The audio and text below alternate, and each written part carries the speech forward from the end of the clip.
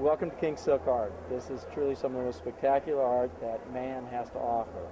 What you're seeing this is all silk embroidered, and it comes from a province in China called Suzhou.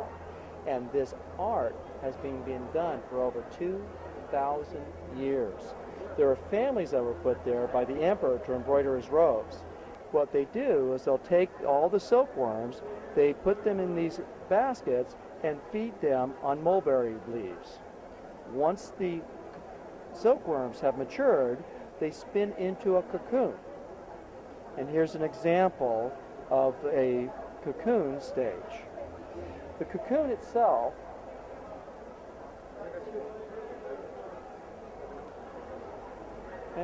and what they do with this is they'll take a vegetable dye, permeate the silk with the dye.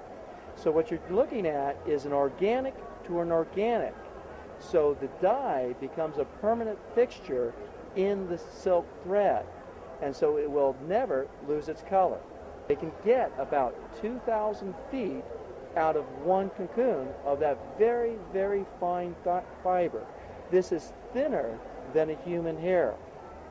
They'll then take this and literally just start stitching it.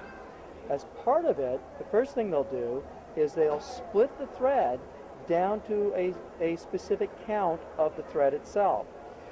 The thread starts with a total of 16 strands. Depending upon the quality of the piece, they will determine how many strands they use to actually do the work.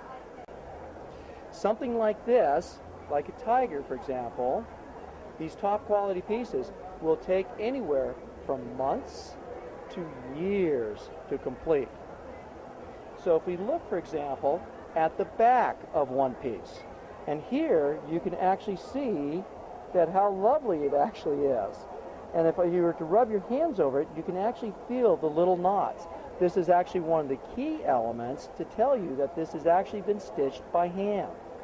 So in fact, if we turn it over, and there's the front. Absolutely wonderful.